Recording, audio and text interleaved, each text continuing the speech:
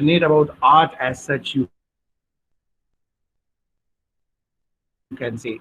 English department of AMU. He is continuously busy engaging a lot of classes of subject refresher courses, orientation courses, and short-term faculty development programs. तो वो जो अभी मैं थोड़ी देर पहले कह रहा था कि he does not teach the students only, he is a teacher's teacher also.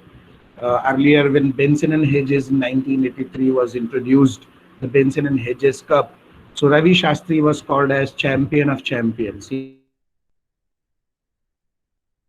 was given this title, and the call is Spencer as poet's poet. So here we have Professor Asim Siddiqui sir, the teacher's teacher. His areas of interest include literary theory, South Asian literature, 19th and 20th century fiction, film studies, and research methodologies in the field of humanities. He was a Fulbright scholar at New York University in 2007. Asim articles and reviews in various national and international journals and books. He is regularly writing columns and articles on art, literature, and culture in The Hindu, Rediff.com, Scroll.in, The Guardian, and various other national newspapers and news portals. His most recent book is published this year itself, that is 2021, by Sahitya Academy, and it was a monograph Urdu poet Shahryar Saab. So he also is a translator, and he is continuously publishing his translations from Urdu and Hindi into English, and in many journals and magazines and books. He was also the managing editor of the Urdu translations of complete works of Dr. B.R. Ambedkar, which was basically a project of Dr. Ambedkar Foundation and the Ministry of Social Justice. That apart, he is also the member of that very famous Indian Institute of Advanced Studies. He is there in the academic committee of Indian Institute of Advanced Studies, Simla. And he is my teacher. He taught me when I was there at AMU. He even taught me when I left AMU and joined faculty development courses under AMU. And now he is going to be your teacher. So with all this, on behalf of my management in the Department of English and on behalf of course, all the participants here, welcome Asim sir with the deepest core of our heart. And sir, now the session is all yours. Please, sir. Thank you, Dr. Yahya Ibrahim. Thank you very much. And thank you, dear colleague. Many of you I just met and many of you I have seen. I would love to read your poems, Ms. Roy, and of course, I would like to know more about the colleagues in Karim City College. I'm really honored to be part of this very prestigious program. And here I must compliment Karim City College for organizing a wonderful event. And I must also compliment the colleagues here in the Department of English who have thought about a very, very relevant subject. And I'll just say why it's a very relevant subject, why it is very important subject to say make our participants familiar with the Renaissance. The reason is that if you just make a survey of the specializations of our professors of English in different universities, you will find that most of us are engaged either in doing research in modern literature or Indian literature, or if we go very far back, then probably it is romantic literature. So that means my generation of professors probably is not as familiar with literature before romantic period as probably the generation of my teachers. And here I am beginning this entire talk with a kind of personal anecdote also. You see, when I was a student, say in mid 80s, and I was taught by some of very wonderful teachers, say Professor Aslum Ahmed Ansari. Professor Aslum Ahmed Ansari used to teach Langland, and you know that Langland was senior to Chaucer. Now we do not even hear the name of Langland. Another of my teachers, Professor Masoodul Hassan, used to teach Chaucer. And today, if you just have a look at the syllabuses of different colleges or even UGC, then you will find that literature actually starts with Renaissance period. That means we have probably forgotten Chaucer and we have forgotten many of Chaucer's contemporaries. Similarly, when we think about the literature of the Elizabethan period or literature of the Jacobean period or even literature say coming after that, we feel that these periods are rarely the subjects of research in different departments of English. I know about my department, and I am also familiar with number of departments. With I'm say associated with Jamia Delhi University or many other universities, Allahabad, Lucknow, and I can say with full conviction that Renaissance literature or even say 17th century literature or 18th century literature, these are neglected areas today. So teaching of literature usually starts with romantic period and of course modern period, and of course literature written in English in different countries. So we are studying South Asian literature, we are studying literature produced in the Caribbean or literature produced in other places, Canada, Australia, what is called post-colonial literature, so new writings. So that way, it is a very relevant subject, very important subject, because this period is extremely important. And any student of literature, any student who wants to do masters in English or who wants to have an honors degree in English must study this particular period. And for this reason, I must compliment all of you for choosing a very relevant subject, right? So now I would like to begin my presentation with some introductory remarks about this particular period. But it is also important that we must have a proper sense of the chronology of English studies. So today, if we are studying English, then we know that English has come from a particular historical movement. English has evolved.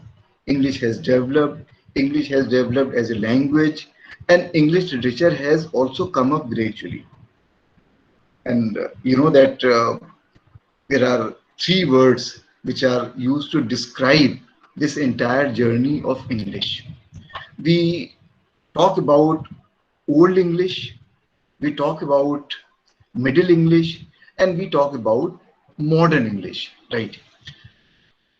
The period, say what is called the period, yes, I hope you can see this is, yes. Yes, sir, it is visible. Yes, if you see the beginning, and this particular beginning is Anglo-Saxon or Old English period.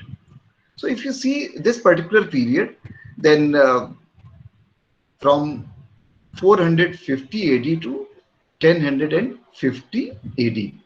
So this particular period actually is known as Anglo-Saxon period, and there were three very important, say you can say groups. One was Jutes, one was say English, and was Saxons. So they in fact first took control of what today goes by the name of England.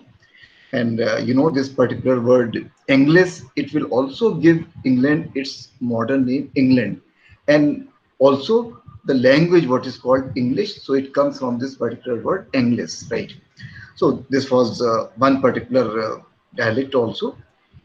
So these people, so Jutes, English, and Saxons, they took control of what is known as England, and this particular period is a very long period, which goes by the name of Anglo-Saxon period.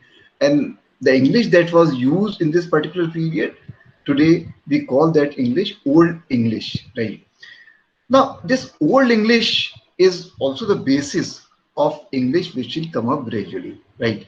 So the next period actually is Anglo-Norman period, and again, if you see its beginning, then from so just after Anglo-Saxon period, it has its beginning and it ends 1350. Now, if we think about this particular period, then you know that people from Scandinavia actually they took control of France, and they were great, say, fighters. They were great conquerors. But interesting thing is that when they took control of France, they were themselves greatly influenced by French language and French culture, and in a matter of just 100 years, they became French in their habits, they became French in their culture, they became French in their use of language.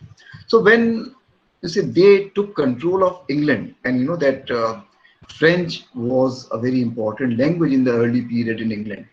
So when they took control of England, and this also lasted many centuries.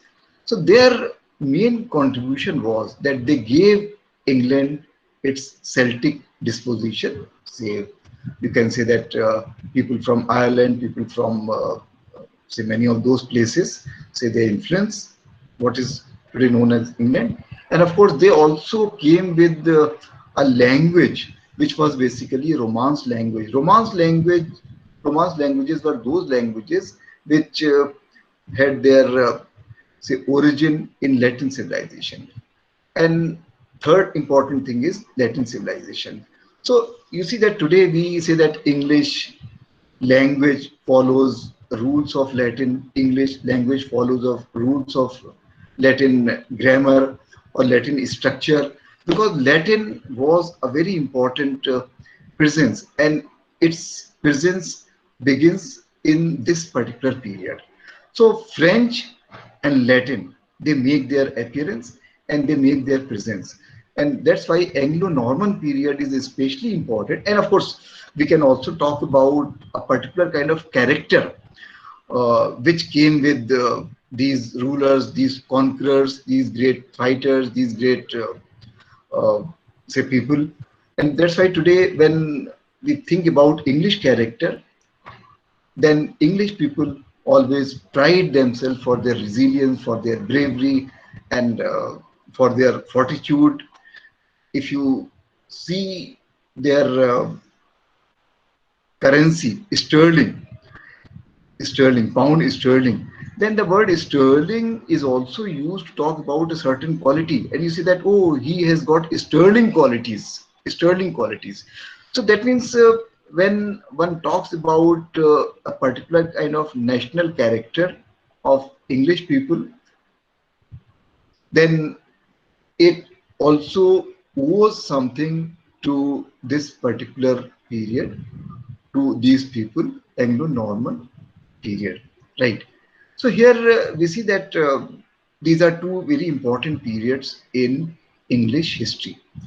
And of course, if we think about literature that was produced in this period, literature or works which were produced during this period, then this particular work, Beowulf, which is today also discussed, although its author is not known, but it is considered an important poem, and it also finds place in many old anthologies.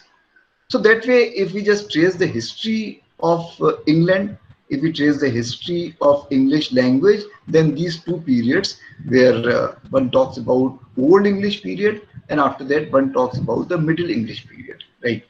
And you know that this period is quickly followed by one very important name in English literature, and you see that English literature, in fact, makes a beginning.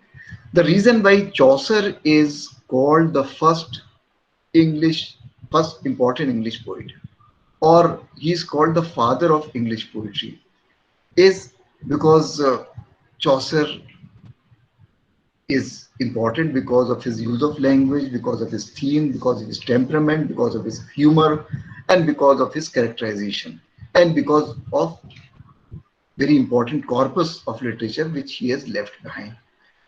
So here we also see from this particular period first dawn of Renaissance in Europe. And if you see this particular period, 1300, this is the age of Chaucer, 1350 to 1400. But in this period, we also see some other important names. So Langland, I mentioned the name of Langland, that Langland was prescribed in my syllabus when I was an MBA student, and Professor Aslu Ahmed Ansari used to teach Langland, especially Langland's social concerns, Langland's say instinct for reform of society. Those are important subjects, and I found the language of Langland even more difficult than the language of Chaucer. So if I speak from memory, I could probably make sense of Chaucer's language because it was Middle English. But usually we read Chaucer through some say glossaries also, and sometimes there was also paraphrase in modern English or translation of Chaucer's English into modern English. So Chaucer, Langland, Wycliffe, and Wycliffe was a very important social reformer, and again another important poet, Gower, and Mandeville, who was a great traveler. So these are important names in this period, and you see that if you just survey the scene in the continent, then great things are happening in Italy, great things are happening in Spain, and I'm sure this point must have been made yesterday also, that Renaissance was basically a continental phenomenon. That means it was basically a European phenomenon. Say Renaissance happened in England, but Renaissance also happened in Italy. It also happened in Spain. It also happened in France. But since you are studying English literature and we are students of English literature, so our focus will be mainly on England. But here we'll have a quick view of Italy also, because it was in Italy where Renaissance made its beginning for the first time. So here you see that Langland, Chaucer, Wycliffe, Gower, Mandeville, these are all important names, and Chaucer's name in fact towers above everyone else. We can just make another point about English language. If we just compare the Anglo-Saxon Old English and Anglo-Norman period and age of Chaucer, you see that there are changes in English language, and mainly there are changes in spelling. Mainly there are changes in how words are written. But I must make this point very strongly here, that English spelling was not uniform, it was not consistent, it was not the same at this time. We'll take up this point a bit later also. But gradually what is happening from Anglo-Saxon period to Anglo-Norman period to age of Chaucer, that English words are being written differently. And that's why you'll see a lot of difference between the English used in Anglo-Saxon period and English used in the period of Chaucer, right? So we leave this particular thing behind, but one important thing is that English language replaces French language as the official language of England. You see, this is a very important thing. English replaces French as the official language. That means before this period, French was the language which was used in English Parliament. French was the language which was used in all official communications, and French was the national language, right? Because you had those rulers, right? Norman, Anglo-Norman period, right? Whose language was French. You can easily see some parallels. Say, for example, in India, Persian was once the official language, right? And later you see that Persian language will be replaced by the other languages, and of course English language or sometimes Urdu language. And uh, if we survey the scene today, then we know that Hindi is a very important language, or for that matter, English remains a very important language. In the history of any nation, there are moments when a change takes place, and that change is momentous. So if you study the history of Hindi language, then probably 100 years ago there was very little by way of Hindi language, right? But in a matter of just 100 years, Hindi has become a very important language.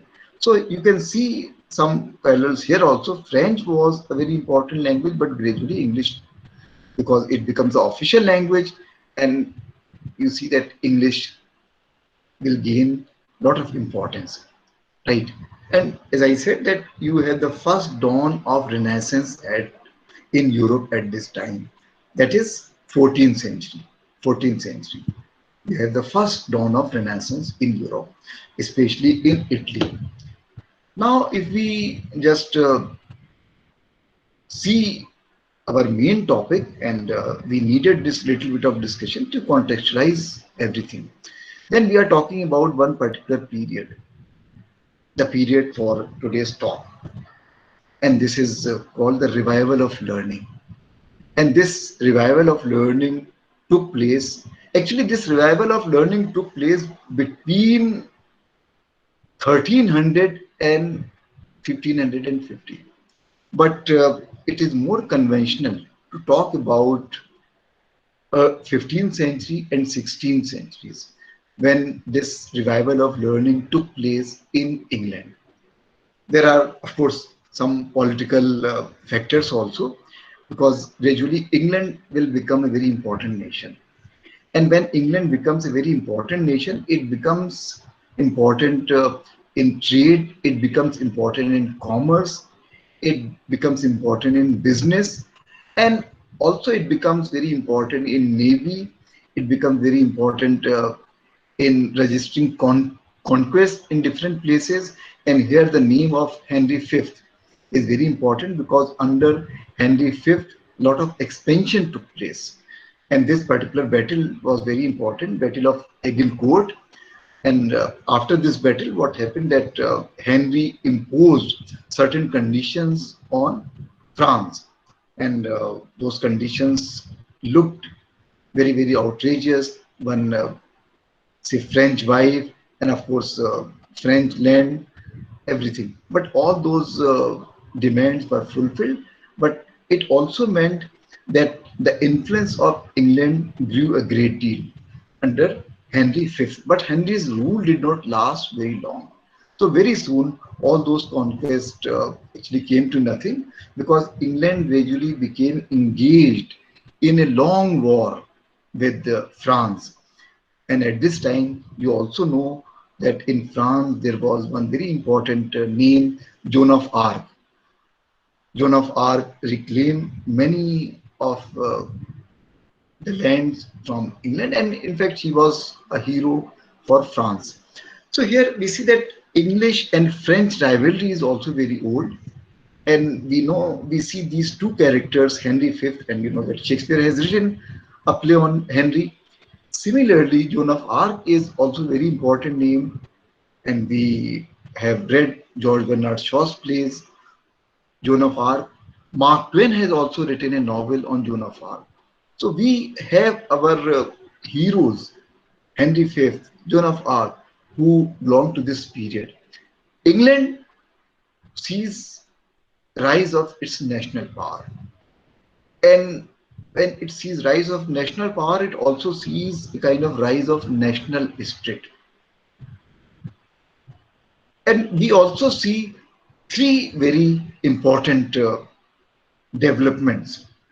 In fact, two developments had already taken place. One was the end of chivalry. This was an institution. the institution of chivalry, where you have those figures of nobles on horseback, right?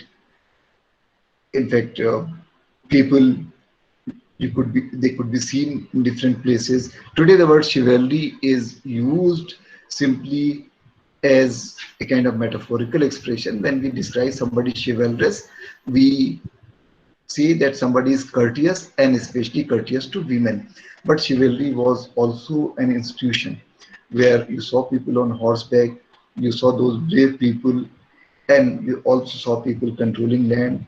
Similarly, there was that institution of feudalism, which again belongs to an earlier period of, say, Anglo-Saxon period.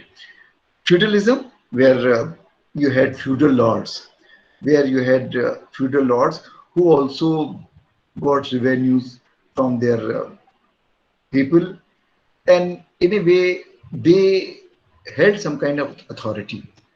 So this period of feudalism and this institution of chivalry, they both ended actually.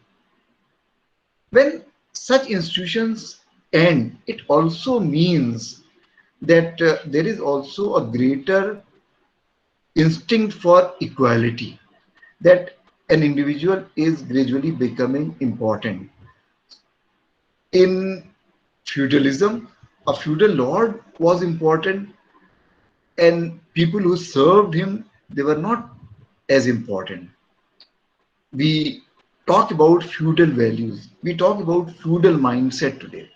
We say that somebody has a feudal mindset, means that somebody believes that there are people who must serve him, there are people inferior to him. When there is this end of this institution of feudalism, end of this institution of chivalry, this means that probably there is a greater instinct toward equality, which will be a very important, say, aspect of what we call Renaissance spirit. Similarly, there was end of one very powerful institution, right? And which institution? Monasticism. That means church was very important. Churches held great riches. Churches also held great power. They could sell indulgences. They could probably uh, convince people that they must pay money to churches, and priests would ensure place in heaven for them.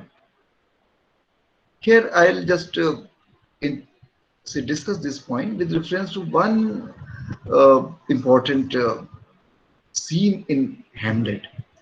You know that in Hamlet there is a scene where the ghost appears, where the ghost appears, and the ghost tells Hamlet, "Remember me, remember me." These two words are very important words. Why?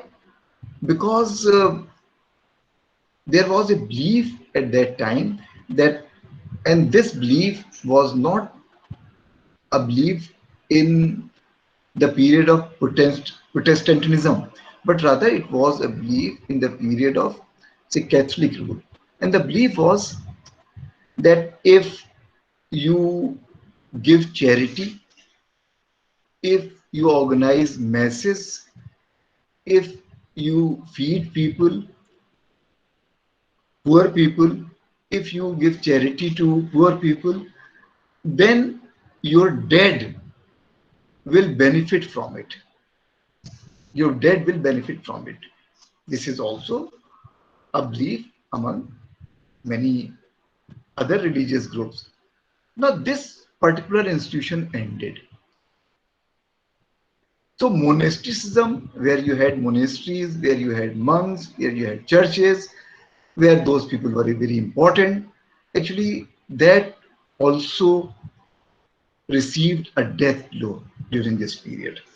So gradually, when we see revival of learning, then we are moving away from church, monasticism. We are moving away from monks. We are moving away from religious knowledge. We are moving away from priest. We are moving away from feudalism, feudal values. We are moving away from institution of chivalry. In other words, we are moving in a more liberal atmosphere. That is the whole point of this discussion. So these were important factors which would probably bring about some changes in human character and in human relations. There are some very important developments at this time. And these developments, in fact, entail quite a bit. One very important thing is that in 1476, there was a printing press established by Caxton. Caxton is the name of the person, name of the printer. So Caxton established printing press in 1476. Caxton was not a native of England.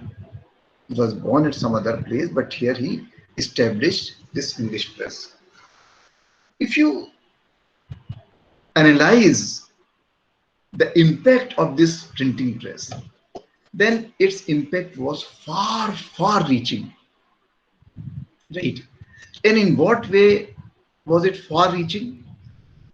A point I just made was that English spelling was all over the place till this time. So, for example, a writer wrote his work, but since books were not printed, he wrote his work. Then there will be copies of that work. Somebody will write that work. Somebody will make a copy of that work. And yet another person will make a copy. Now you can just think about this situation. Suppose as a student, you are given a task, and the task is that you have the text of a play, and you are asked to make 50 copies of that play in your handwriting. 50 copies of that play in your handwriting. That is situation number one. The other situation is, suppose there are 100 participants here, and all these 100 participants are asked to write the text, or rather to copy the text of that play. So you have the text is written in a particular manner, and you are making copies. That means you are writing, not on your computer. You are writing with your hand. Situation number one, 50 copies one person is making. Situation two, 100 copies by 100 different people. Let me ask you a question. Do you think that when you make 50 copies, you will not commit some mistakes in writing those words? I think you will definitely commit some mistakes. Maybe at some places you will leave some words. At some places you will you will rather forget writing a letter. Maybe at some place you'll have a slip, and you'll write a different letter instead of the one which is in the original text. Similarly, 100 different people might commit 100 different kinds of mistakes. This was the kind of situation at that time, because copies were made, and those copies had sometimes different spellings, and not only different spellings, even the same person often spelled his words differently. Shakespeare's, say for example, you see different spellings of Shakespeare's name. Different spellings of Shakespeare's name. It is because we are familiar with Shakespeare. But there are different spellings of a single word like through, Throughh. Through. There could be as many as 50 different spellings of this word through. 50 different spellings. And writers themselves were not very particular about spelling uniformly. So this was the scene. When this printing press started, Caxton himself was a writer, he himself was a translator. So he was not an ordinary printer, he was not an ordinary businessman who just set up a press. No, he was also greatly interested in language, he was interested in translations, and he was devoted to learning. So he decided that he must standardize English spelling. He must bring some uniformity. He must bring some consistency. Because if he is printing, then he must use one spelling rather than two spellings. And when he is publishing 100 copies of a book, then those 100 copies will have the same spelling. So what is happening? One important invention, but it changes English language forever. It changes English language forever. Actually, this itself is a very important subject. Role of technology in the development of English language, or role of technology in the development of any language. This was a very important technology, printing press. But before that also you had certain technologies. You had words written on papyrus, you had words written on roll, and before that you had words written on leaves, before that you had words written on stones. So just imagine, say in olden times, if something was written on stones, how difficult it must have been to move a stone from one place to another. And when things were written on leaves, scrolls, what is called scrolls, then again it was very inconvenient to collect those things. But once certain things, one writing was done on papyrus, and this could be rolled, and this could be in a way loosely bound also, then you had the beginning of a modern form of book. And of course, with printing, you reach a very important stage, and when you start talking about books. So Caxton's printing press in 1476 was a revolutionary invention as far as literature was concerned, as far as English language was concerned, and it meant that for the first time English spelling was standardized. Right. Now here we must also make another submission. You know that England had lots of dialects at that time. But a particular dialect which we saw earlier, what was called, I'll just go back to that, say English. English. This particular dialect, which was a popular dialect, it gave us our form of standard English. Right, standard English. So when we see all those books which are written, all those journals which are written, we read those in English language, we read those coming from different places, then that actually is standard English. They are written in standard English because all people can understand standard English. Anyone who knows English language can understand standard English. It is not necessarily better, but it is considered standard English because it is uniformly used in the world of printing, publishing. More people use it, more people use it in formal situations. So Caxton's printing press actually entailed a lot. It meant that English language changed, English spelling changed, and it meant that people had access to books, right? Now, let us just see the scene here of publishing. Earlier, before printing, you did not have this concept of lots of books being available, right? So it was only after the beginning of printing press that you had the rise of publishing industry.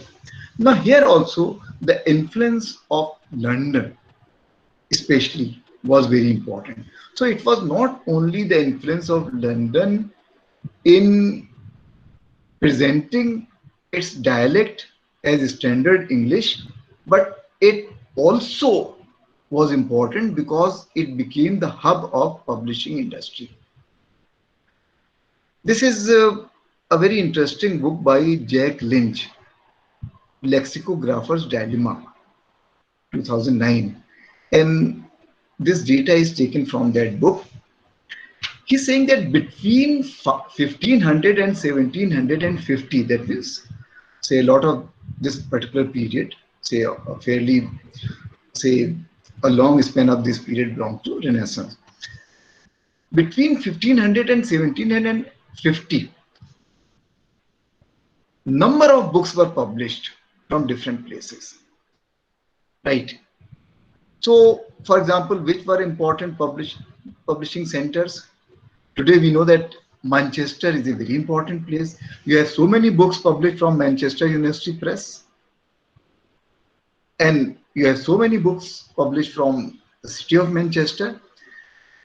So in this period of 250 years, only 44 books were published from Manchester, and 67 books were published from Birmingham and Bristol, which will become a very important center for printing, especially in 19th century.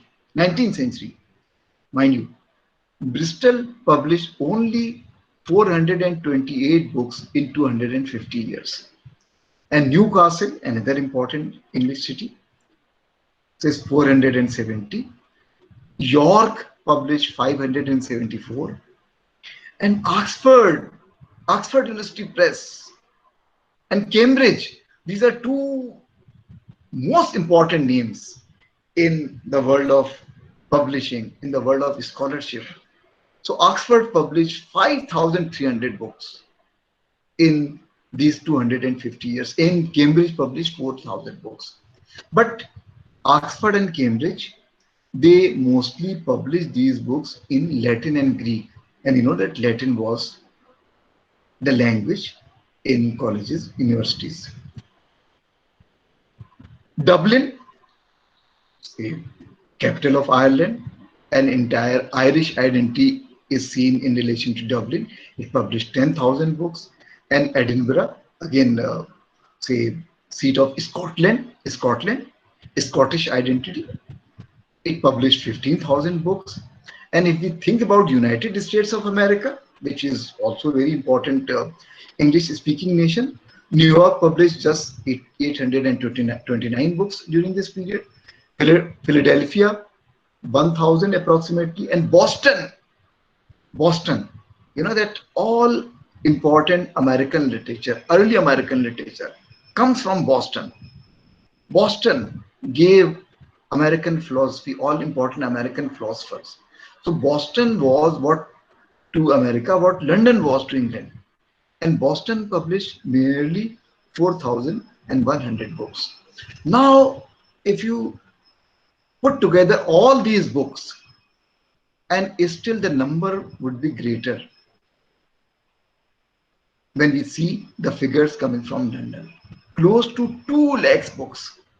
2 lakhs books. So that means 4 out of all 5 books were being published from London. And so you can just imagine what it entails, what kind of scholarship it encourages, what kind of say literacy it can encourage, and how people would become interested. So if say England became an important nation, this was also a very important factor. If London became a very important city, then this was also a very important factor. See, London sometimes becomes a kind of metaphor also in Indian languages. There was a Dilip Kumar film, Sagina Mehto. It was made in Bengali and then of course in Hindi, Sagina. There is one particular song sung by Kishore Kumar and Pankaj where they are offering a kind of parody of Englishman. And the one particular line in that song is, साला मैं तो साहब बन गया, साहब बनकर कैसा तन गया, ये सूट मेरा देखो, ये बूट मेरा देखो, जैसा गोरा कोई लंदन का. So London is kind of metaphor. When you thought about somebody who was educated, when you thought about somebody who was fashionable, when you thought about somebody who probably held some kind of superior power in terms of scholarship also, and of course colonialism is also the issue here in this particular song, but London was important in the world of books also. So these figures are interesting and they give you this idea that something as ordinary as printing press, we consider it ordinary today. But what it can entail a whole world of scholarship. It can entail a whole change in attitudes. It can entail literacy on a big scale. It can entail change in English language, change in English spelling. One standard dialect becomes a kind of international dialect, right? So this is an important point. I wanted to discuss it in some detail. Now, if we think about some other developments during this period, then we see that lots of schools and universities came up. Not Oxford, not Cambridge. They were there earlier also. In fact, Oxford University just grew, evolved, developed. It was not started as such. But during this period from 1400 onwards, you see, schools will open, universities will open instead of monasteries. That means earlier, if you had monasteries, earlier if you had training of monks, earlier if you had training of priests, then you had training in schools and universities, right? So this was also an important factor in the growth of, say, kind of secular knowledge. Then of course, this is an important point, that this was also the time, this was also the period when Greek ideas and Greek culture made their appearance. And this point we'll discuss a great deal, because when we think about this word Renaissance, then Renaissance also means rebirth, rebirth. And here, this is the rebirth of many of those Greek models, Greek ideas, Greek works, Greek classics, certain, most of those works which in fact were unknown in England or in Europe that way. Today, if we think about English literature, then probably there are two very powerful influences on English literature. One is Bible and the other is Greek mythology. You think about any work, and I'm talking at the moment, I have in my mind 20th century works, some of the classics of 20th century literature. You cannot understand James Joyce, his Ulysses, or his work, A Portrait of the Artist as a Young Man, without knowing something about Greek mythology. You cannot understand English literature fully unless you understand Bible, unless you understand, say, aspects of Christianity, right? One reason why English was taught in colonies was that one did not have to teach religion. Literature could perform that function. So if I am reading Milton, I am reading religion also.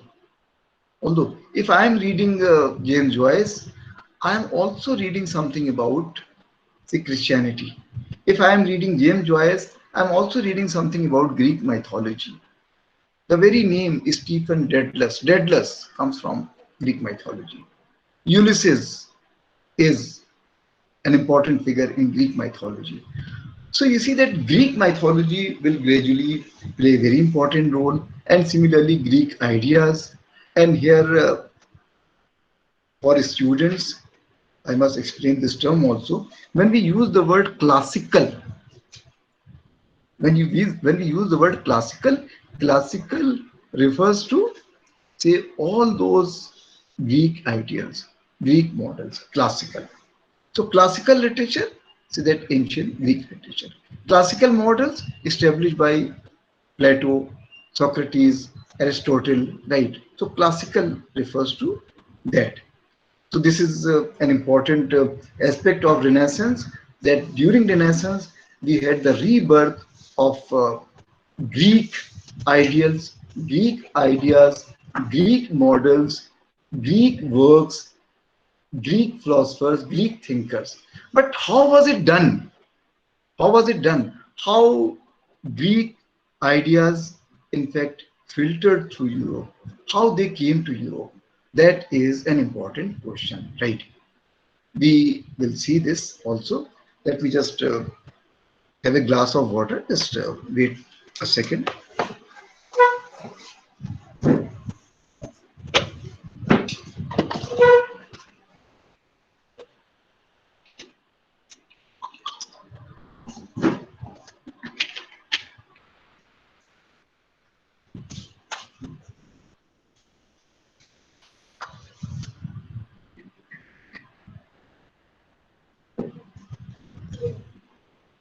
Okay.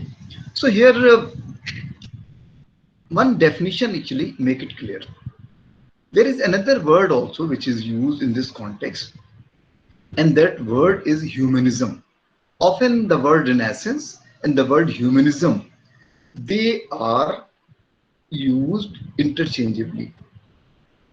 In fact, there is a lot of common ground. So here, one very interesting distinction is made by William J. Long, and I recommend this book to students, especially undergraduate and postgraduate students.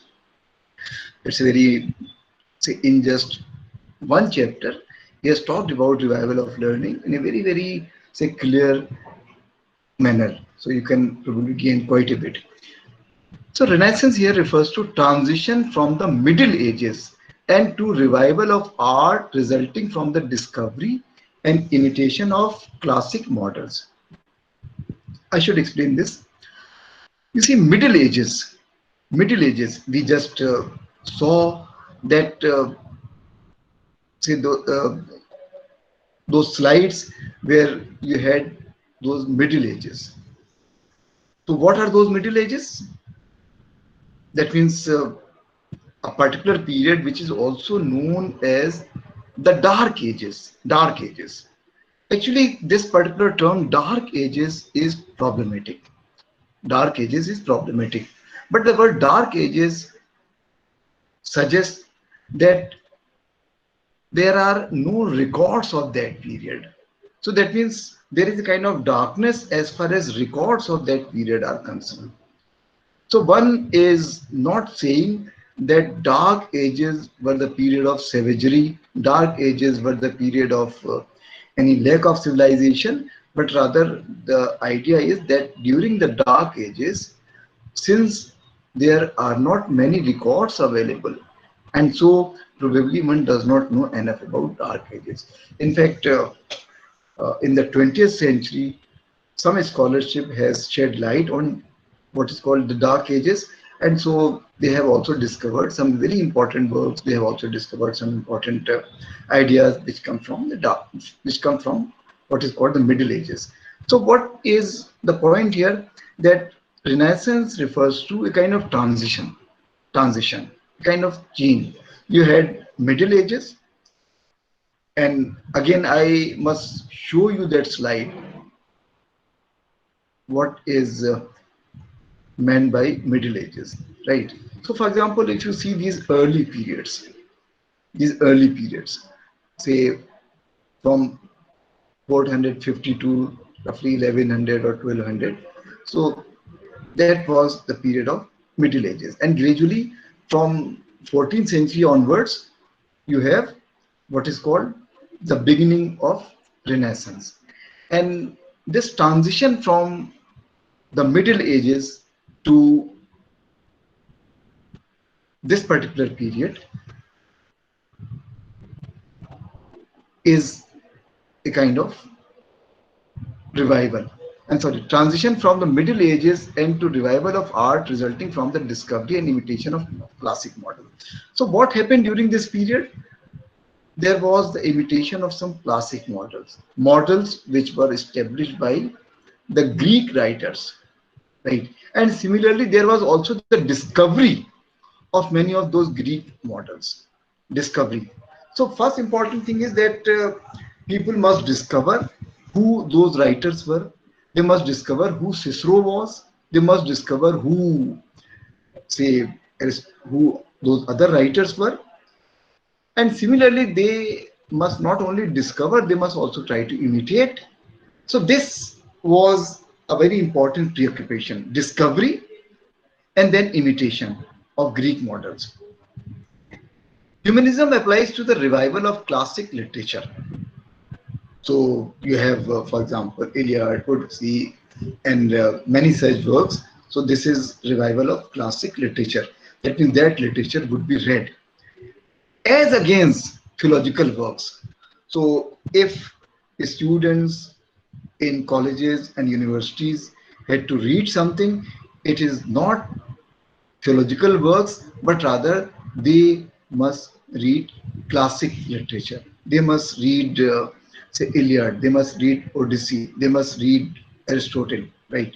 So they must read all those plays also, which now we know that Greek drama was very popular, very famous. So classic literature refers to Greek works of literature. So humanism refers to that, and Renaissance refers to transition from the Middle Ages into the revival of art, resulting from the discovery and imitation of classic model. Discovery of those models and then imitation of those models, Greek models.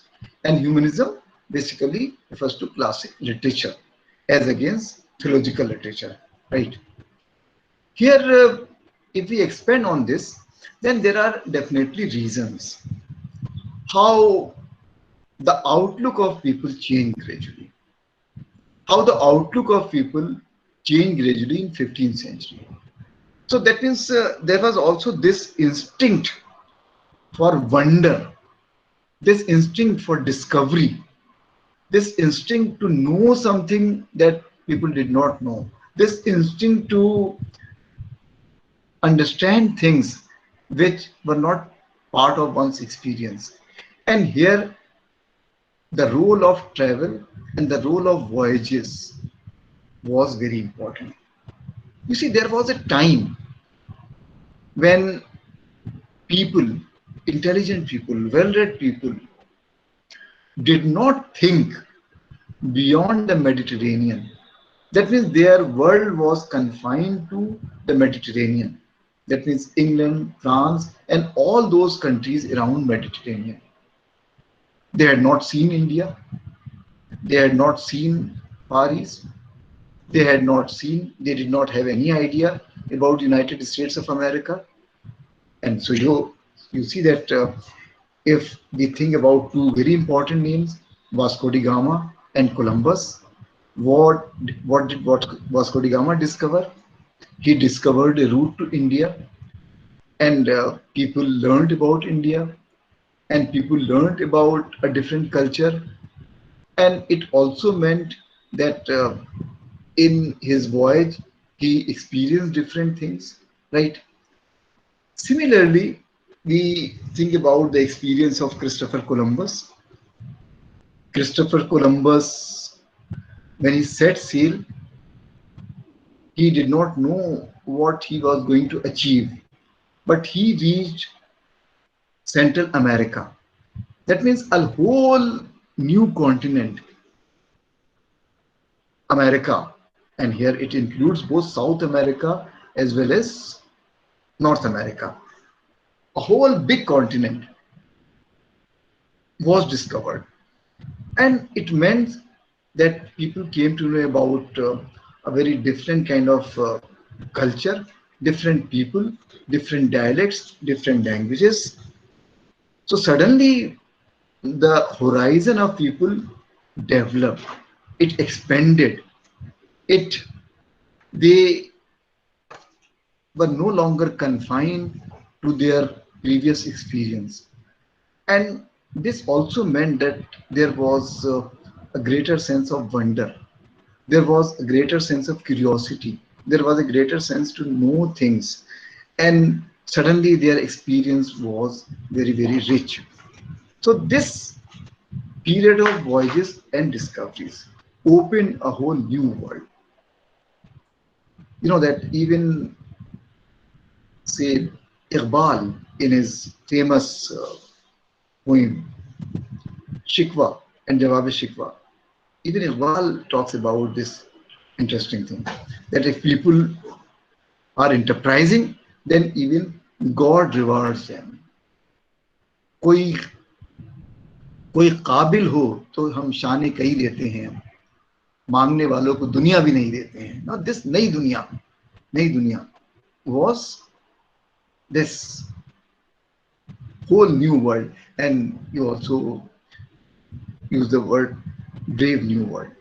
So here you see that United States of America would come up later. It was America, discovery of America, and it was the discovery of a route to India, to Asia, which expanded the experience of people. And suddenly you have a new experience, a new world coming up. Then, of course, another interesting line in this entire discussion is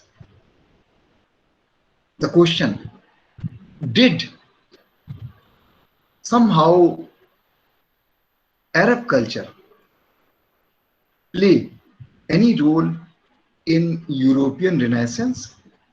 And here also, this is an interesting subject, and I am just referring to one interesting book. This book is a book by George Saliba, and the book is titled Islamic Science and the Making of the European Renaissance. Islamic Science and the Making of the European Renaissance. So, what is this particular thread here?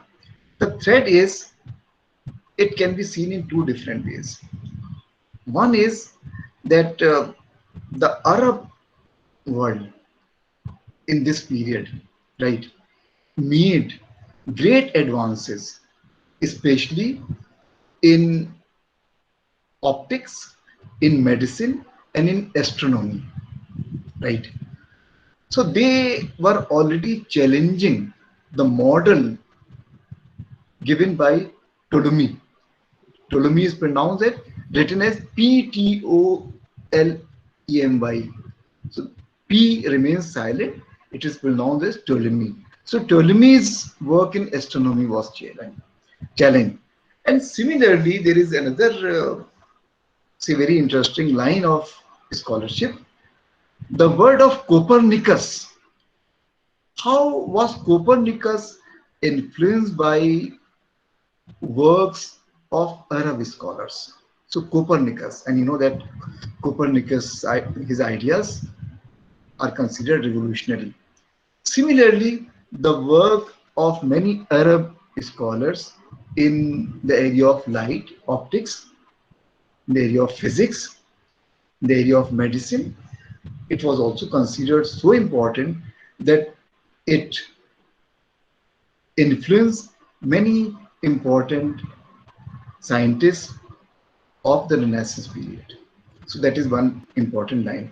Then the other line is that many Greek works, ancient Greek texts were translated by Arab scholars. That means they were translated into Arabic. You see, Greek important Greek philosophical works, important Greek scientific works were translated by Arab scholars. And here there is something which George Saliba does not agree with. Say, it is usually believed that those works which were translated, they were translated during the Abbasid period. That is an important period in Muslim history. But he says that these works translated earlier. But to just cut this entire argument short, I'll say that this is an interesting line in this whole discussion where the contribution of Arabs, especially in the making of European Renaissance, is considered important by some scholars. Their work in astronomy, medicine, and optics, how it influenced many scientists of the Renaissance period, and similarly, their translation of Greek texts into Arabic. And when those texts were available in Arabic, from Arabic, they were further translated into many European languages, modern European languages. So that means here the idea is that Greek scholarship is also coming to Europe through Arabs, through Arabs. So two things. One, European scholars are being influenced, especially because of the work of Arabs in the field of science.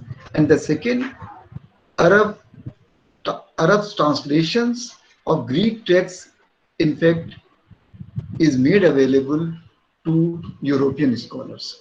Right. So this is yet another interesting line, apart from role of travel and voyages, this Arab connection.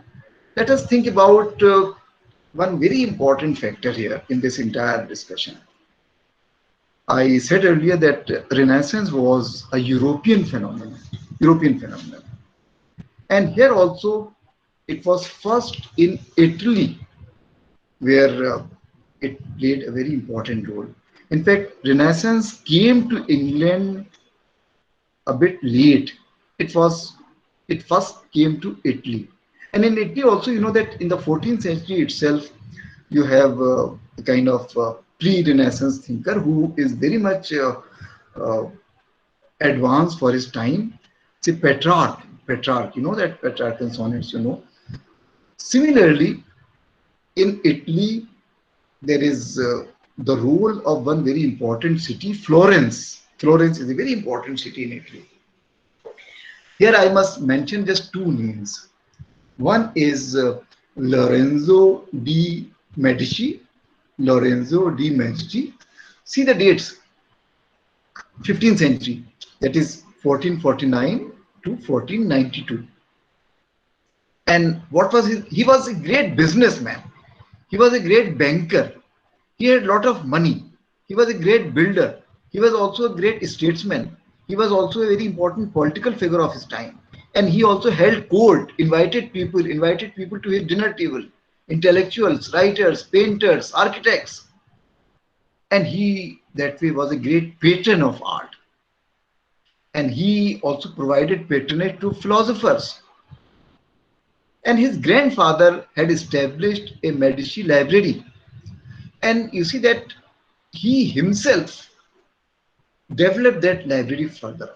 And what he did, he was looking for old texts in monasteries, in courts, in libraries. It was not an easy task. He was going to different places. He was going to different libraries. He was searching the shelves of many old libraries. And why? Because he wanted to look for some ancient texts, some old texts, some texts of antiquity, some Greek text. And you know, today also, what is called archival research is very important.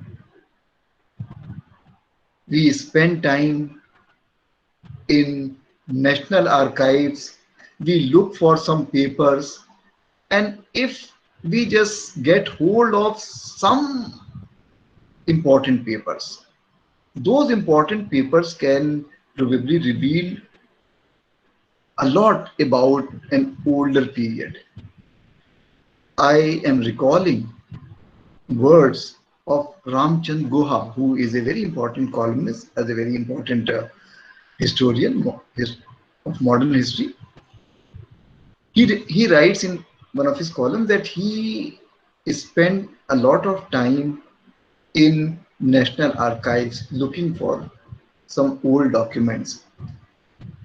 Sometimes you get a document, you get a paper which other researchers somehow missed seeing.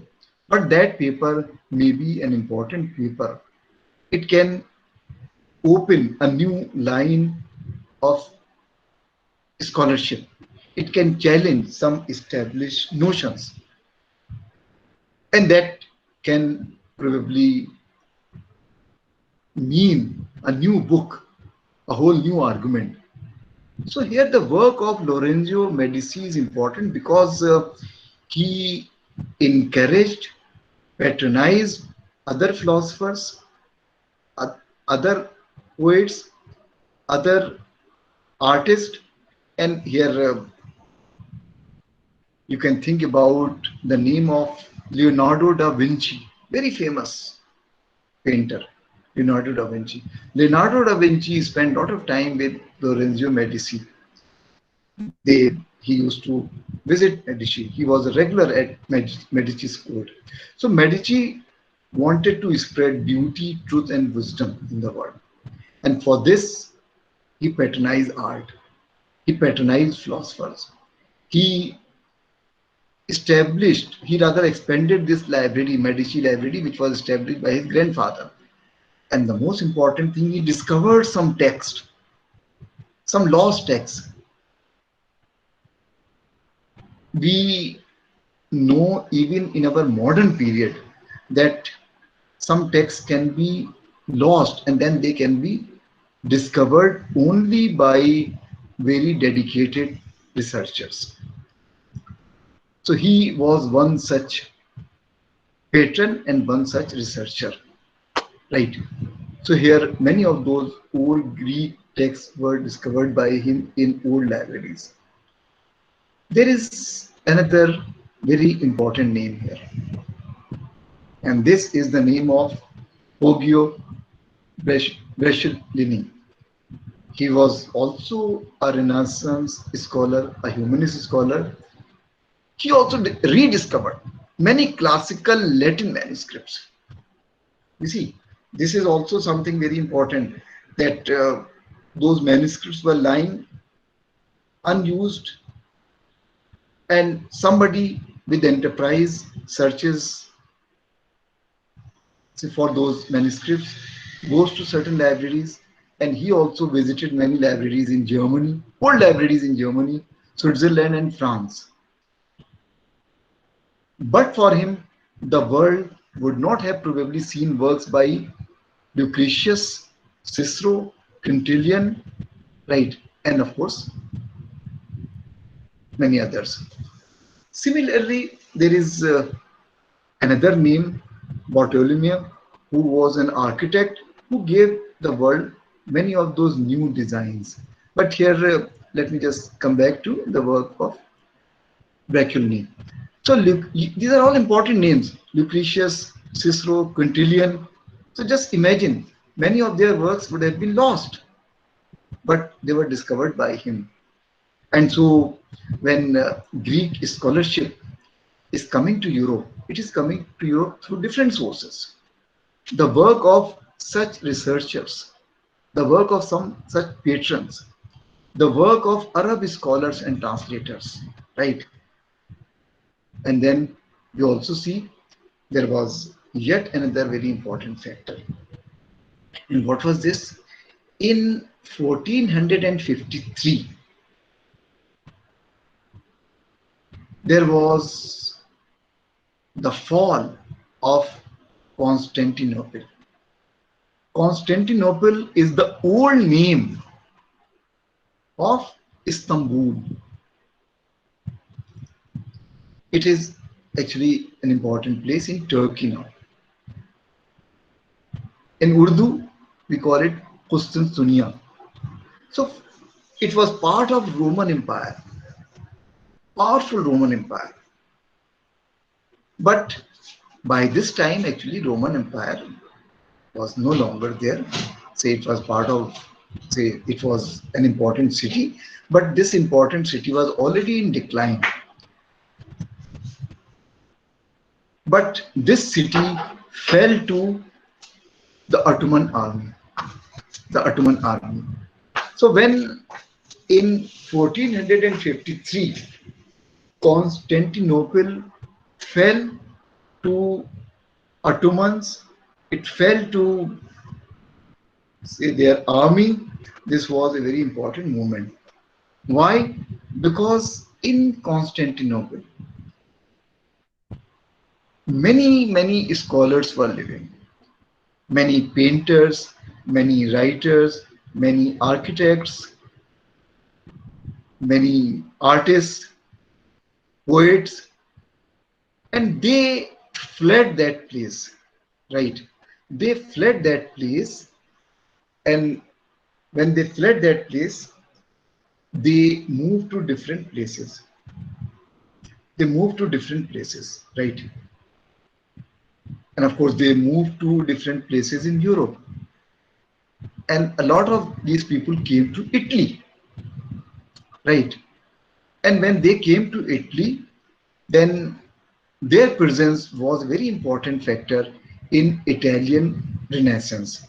So that means many of these scholars who knew Greek, many of these scholars who were familiar with this Greek scholarship, they came to Italy because Constantinople had fallen to Turks, and they fled Constantinople, and they came to different European cities, and they were a very important factor in Italian Renaissance. As I have said, there was Italian Renaissance, there was English Renaissance, there was Spanish Renaissance. So Renaissance had its presence in all these different countries: Italy, Spain, England. But in England, it was a late arrival, and Renaissance first came to Italy. And obviously, there are many reasons also. Italy was the most important place at that time. Italy was a very rich country. Italy, say, also had lots of scholars. So that way, Italy had a kind of fertile ground for welcoming all this scholarship, Greek scholarship, and of course, new ideas.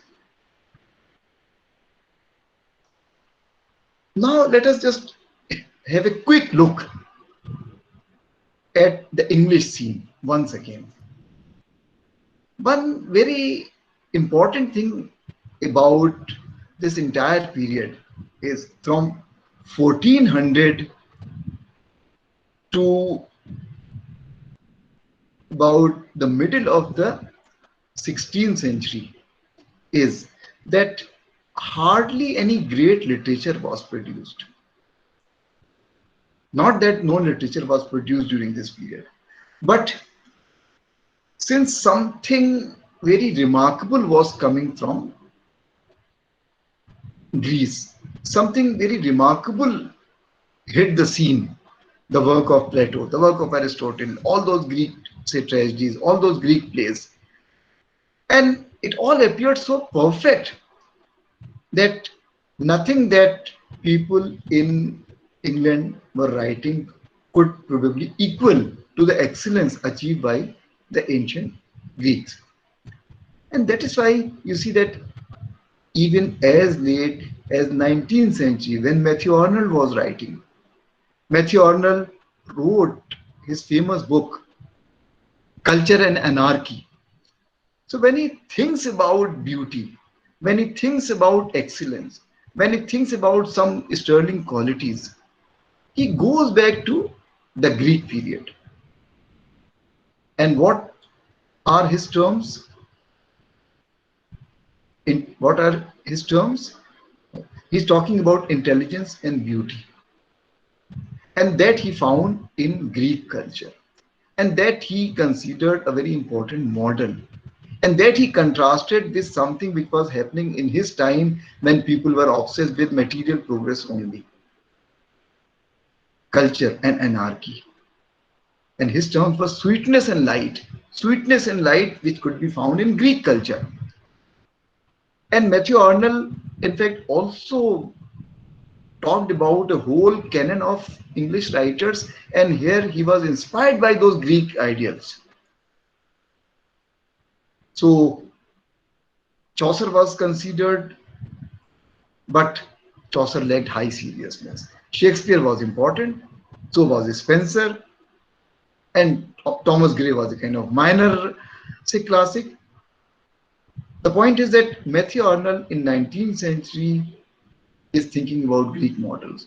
And all English writers have thought about Greek models. Shakespeare actually discarded many of those Greek models, especially the model of, say, three unities, where one should think about unity of time, place, and action. So here, in the first 150 years or so, there was not any great literature. And Roger Ascham, who wrote this work, Toxophilus, in his preface, actually, in the preface of his work, he says that everything which these Greek writers have written, that is so perfect that it cannot be bettered. So why not read that? And whatever we English people are writing in our time, that appears so poor that it cannot be any poorer if we compare it to the work of those Greek masters. So on the one hand, there is the excellence achieved by the Greeks which cannot be surpassed. On the other hand, the work of his contemporaries appears so poor in comparison. So you can just see the temper of this particular period. And in fact, some great excellence will be achieved, and the spirit of Renaissance will be reflected a bit later, right?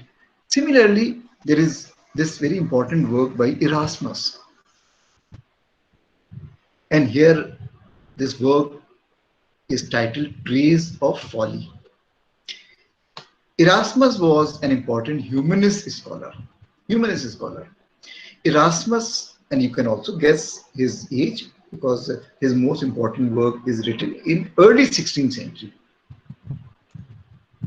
He welcomes this new scholarship. He welcomed this new spirit. He welcomed this spirit which seeks a life away from scholasticism, which is different from the spirit of monasticism. That means he welcomes this secular spirit, and he welcomes this rejection of religious spirit. Right. Similarly, there is a very powerful work, Sir Thomas More's work, Utopia. We use the word utopian today. We use the word utopia, and we also use its opposite word, dystopia. Dystopia.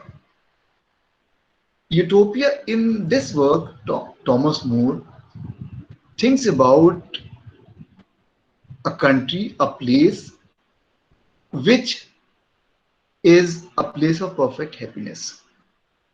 And why? Simply because of a practical sense and a devotion to justice. People have achieved everything. And these are very important words. A kind of practical sense and this commitment to justice. Actually, justice, the concept of justice is extremely important. This concept of justice is extremely important.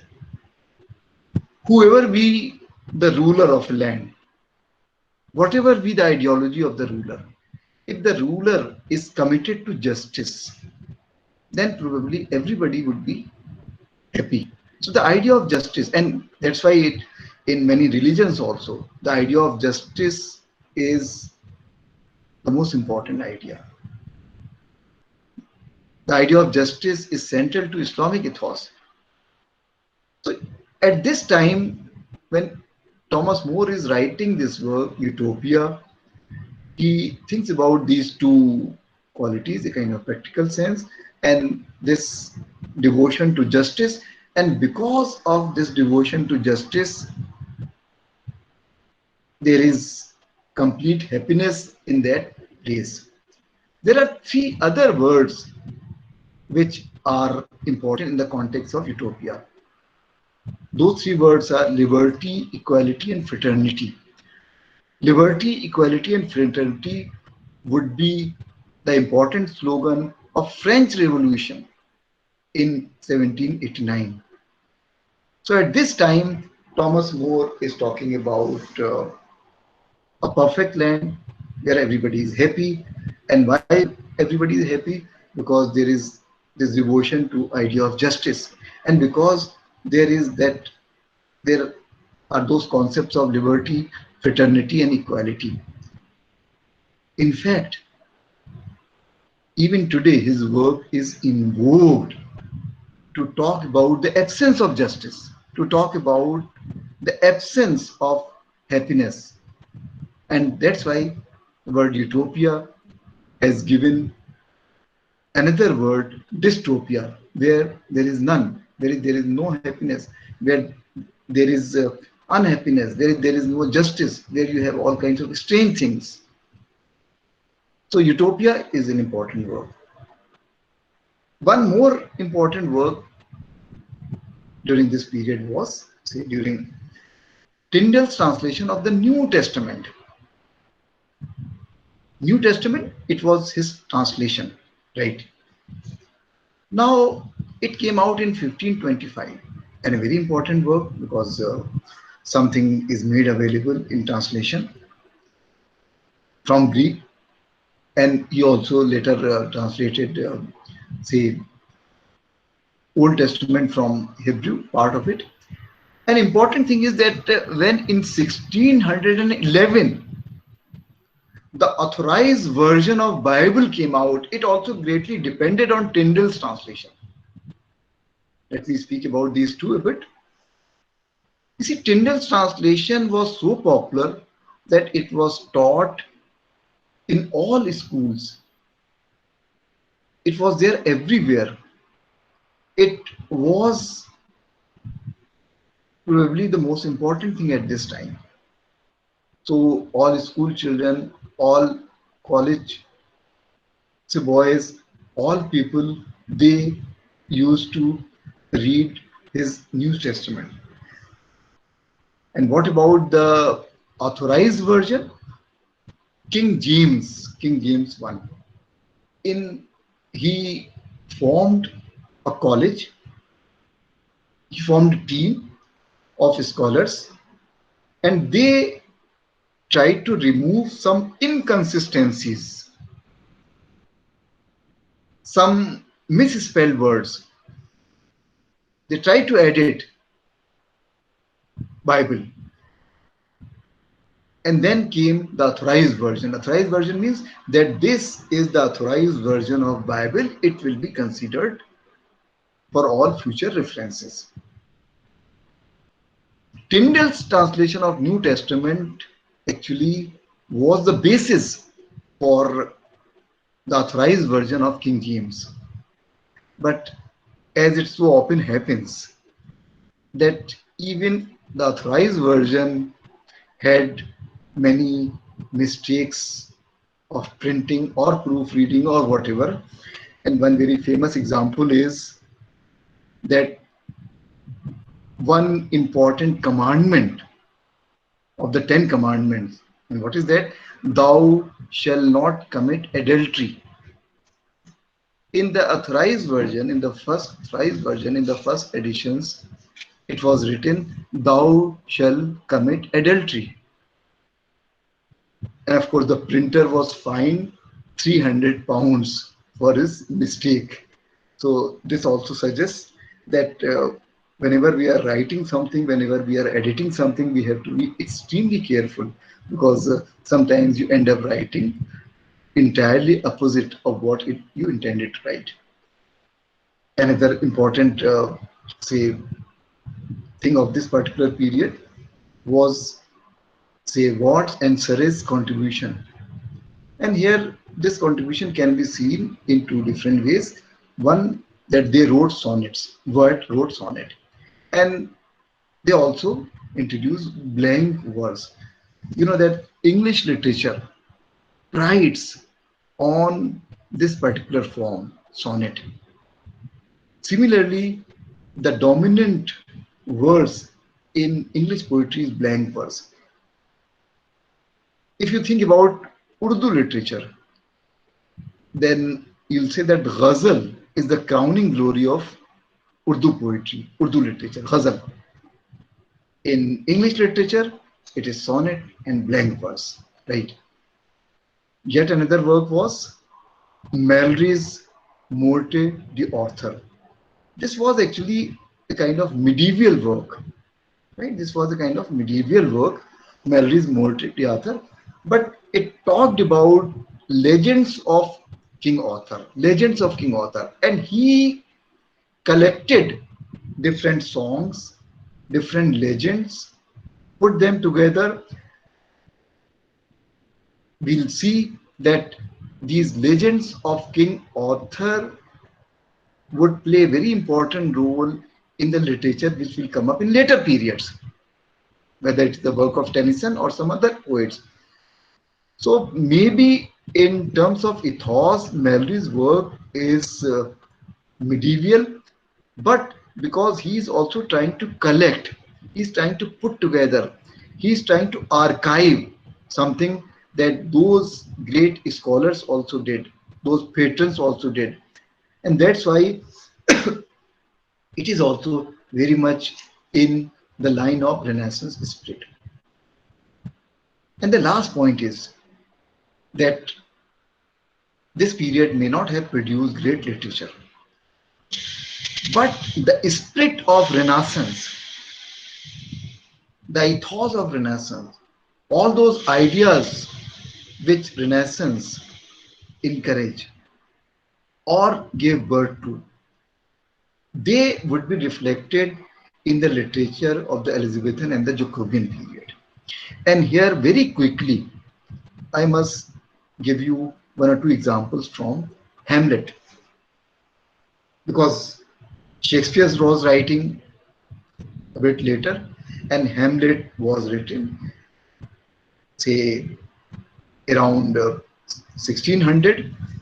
There is one very interesting scene where Ophelia is greatly agitated because Hamlet has become mad, and she is extremely disturbed that Hamlet has become mad.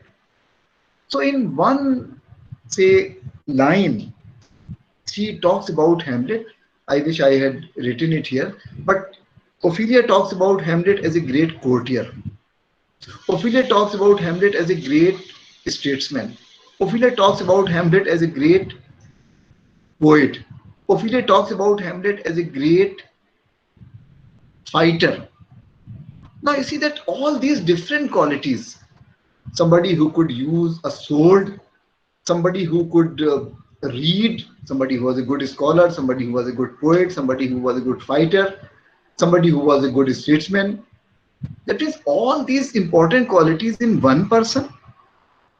But this was the spirit of Renaissance. Somebody like Leonardo da Vinci could also do many things. Somebody like Sir Philip Sidney could also do many things. Somebody like Sir Walter Raleigh could do many things. He could be a good statesman, he could be a good writer, he could be a good poet, he could be a good fighter, and so was Hamlet.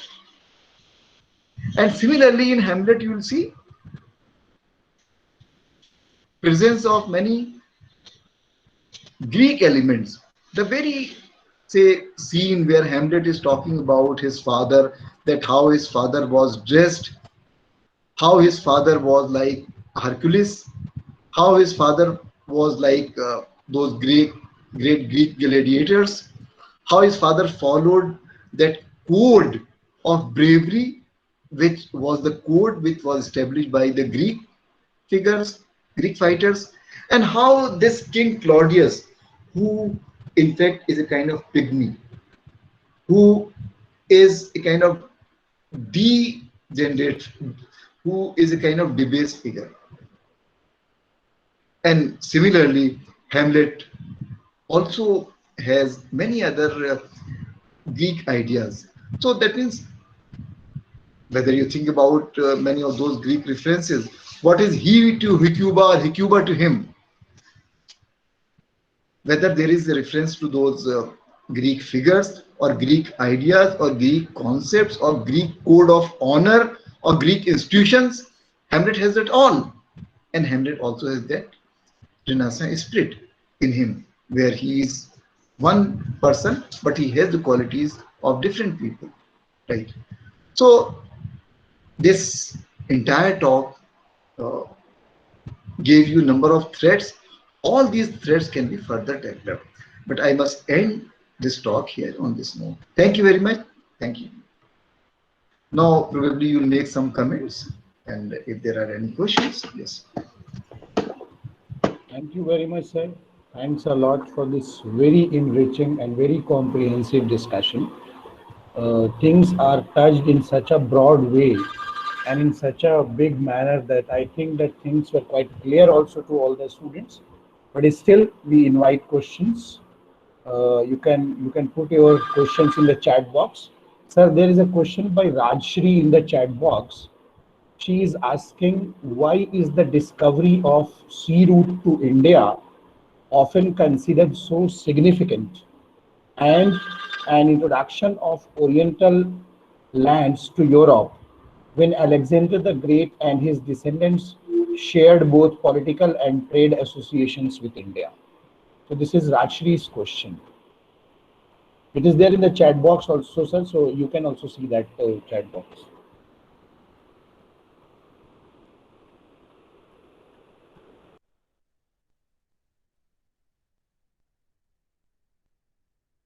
Sir, आपका mic, your mic is muted.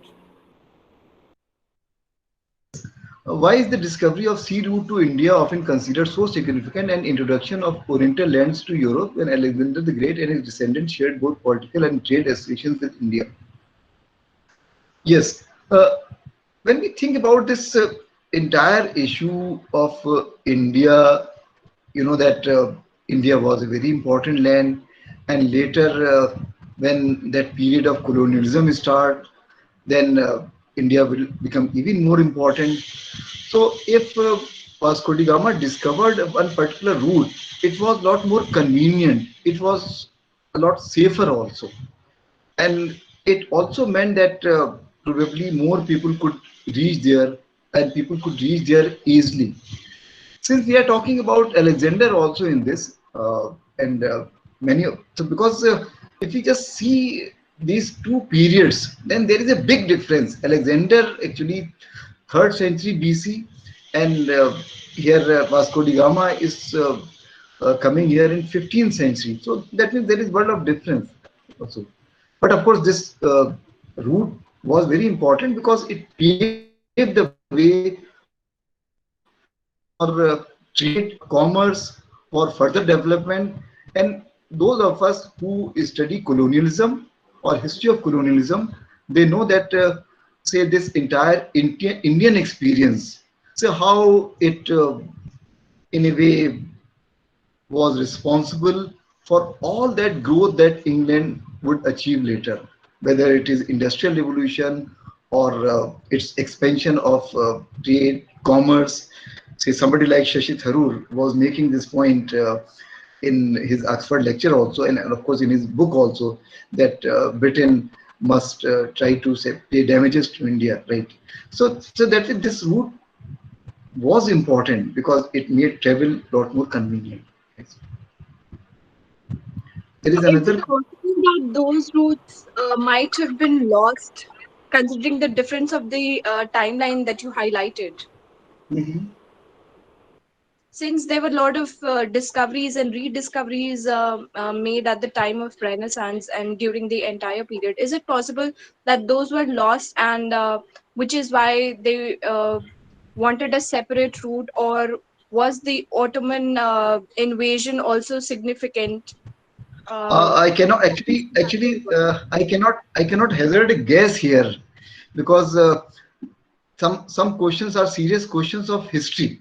So I should not be factually wrong, but I am talking more in theoretical terms because how say India and this particular route say made travel a lot more convenient, and how in fact uh, say that when we think about this entire phase of colonialism, then this early period of discoveries and voyages provided a kind of stimulus for colonialism, or it did the groundwork for colonialism. You see, if Vasco da Gama had not come to India, then probably we would not have had, say, Portuguese in Goa. So, because Portugal was also a very important colonial power. But as far as certain specific aspects of this question are concerned, I'm afraid, say, some specific historical details, at the moment, I just cannot hazard a guess. I can talk more in general terms, especially, say, in relation to colonialism. Yeah. Thank you so much for your input, sir. I really Yeah, appreciate it. but important thing is that we can probably probe this question, a specific question, because this particular question relates to some very important historical details and which we can probe, right? So I would like say others also to just take this question seriously. Yes, thank you. Thank you so much, sir. We have Arzu Nas asking that since revival of learning denotes the broader sense of human mind, were there limitations to it, and what purpose did the classic play in the later periods? You see, classics played a very important role in later periods. Very important role. Can I just read this question? Yes, sir. Yes, sir. Please, sir. It is there in the chat box.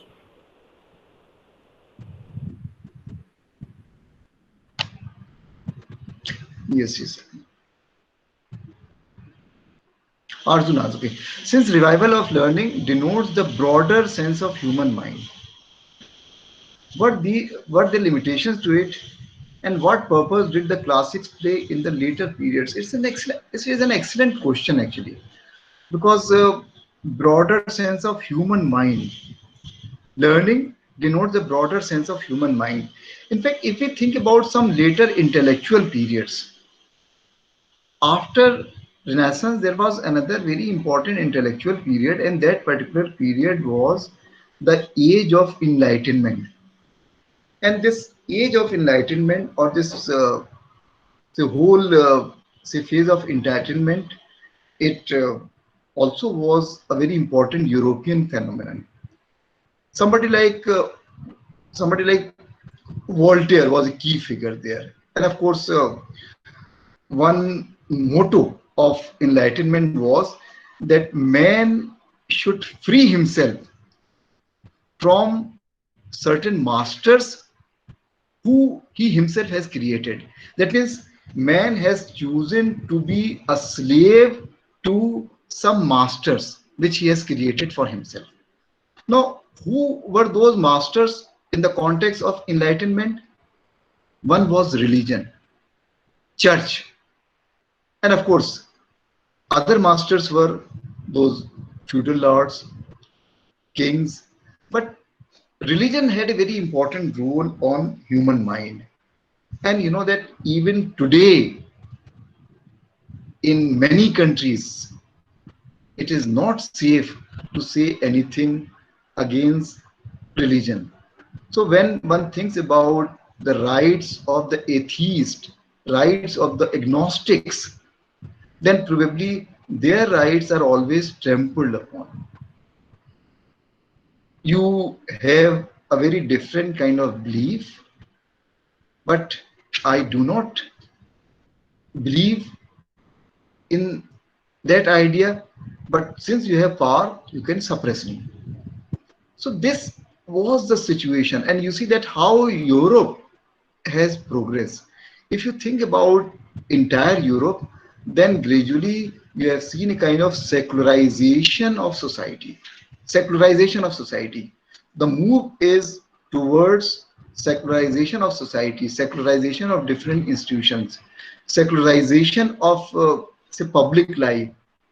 and religion has gradually played a less important role. So that way, revival of learning has meant that European society probably has progressed in a different direction, and especially in the period of Enlightenment, where in France, say, church was attacked, religion was attacked, and somebody like Voltaire could say that I may not agree with you, but I will fight for you so that you can say what you want to say. Not the exact words. So here, first part is that revival of learning denotes the broader sense of human mind, where there are limitations to it. Probably there are not as many limitations in the Western world. So gradually, say society has moved, or say culture has moved, literature has moved in a different direction. Just try to compare two things: the humor of any country, the humor of any culture can probably denote a lot of things. In France, in Britain, especially in United States, you see that so many jokes are directed at religion, so many jokes are directed, say, at things which are considered sacred. Now, can we have those kinds of jokes in the Arab world? Can we have those kinds of jokes in our place? Can we have those kinds of jokes, say, outside Europe and United States of America in most societies? No. So that way, this is a very important question, that how it influenced future development. One important development was enlightenment and gradual secularization of society. Gradual secularization. Of course, uh, there are other institutions also which challenge that secularization, but overall we can see that. And the second part of this question is, and what purpose did the classics play in the later periods? Classics have always played a very important role. Classics, see, if they were discovered at that time, if they became part of, say, people's reading, then in later periods also, and I gave the example of Matthew Arnold, who was deriving his idea of canon based on his understanding of classics, based on his understanding of, say, those Greek masters. So classics would continue to play a very important role. You cannot understand English literature, 20th century English literature, without going back to classics. So what is Ulysses? Here, the role of Iliad is very important. The role of Odyssey is very important. You cannot understand Wasteland without understanding classics. You cannot understand James Joyce or many other writers. So here, the role of classics remains central to English literature. Thank you so much, sir. One last question I'm taking, and that is Jagrati Singh asking that, sir, please tell us something about the after effects of the period of revival. I mean, the after effects of Renaissance. If we think about this entire history of English literature, you know that the Renaissance period, and then you have literature of the Elizabethan period, Jacobean period, see, entire work of Shakespeare, and then you have the literature of the Reformation. So that way, you can possibly see different swings. You can see different currents, different trends. So the Renaissance spirit will probably will not be as important in later period. But if we just think about the period of romanticism, then again that spirit becomes important, right? But if we think about 18th century literature, then we see that in 18th century literature, those classic works again become important, because say Greek models are important in 18th century literature. So if somebody like Alexander Pope is writing an epic, so actually he is writing a mock epic. And if you see his works, and if you see many important works in 18th century, they also used, say, these classic writers or Greek writers as their models, right?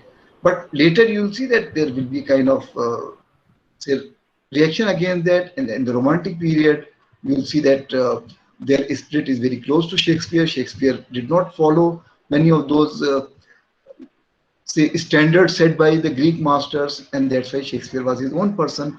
Although even in Shakespeare references to Greek mythology, they are just too many.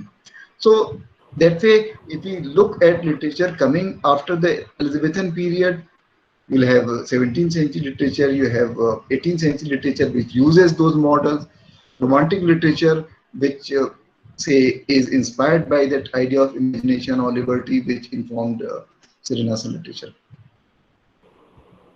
Thank you so much, sir. बहुत बहुत शुक्रिया. Now I invite our young colleague, Saket, to propose the vote of thanks.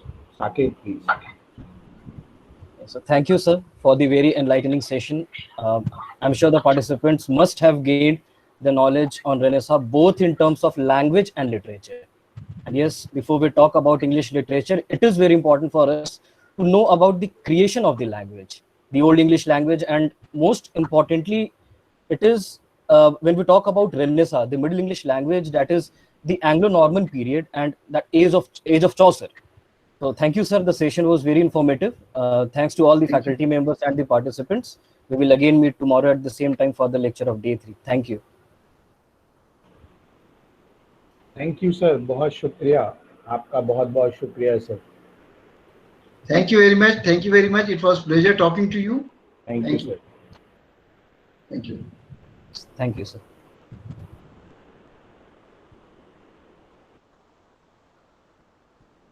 Can I log out?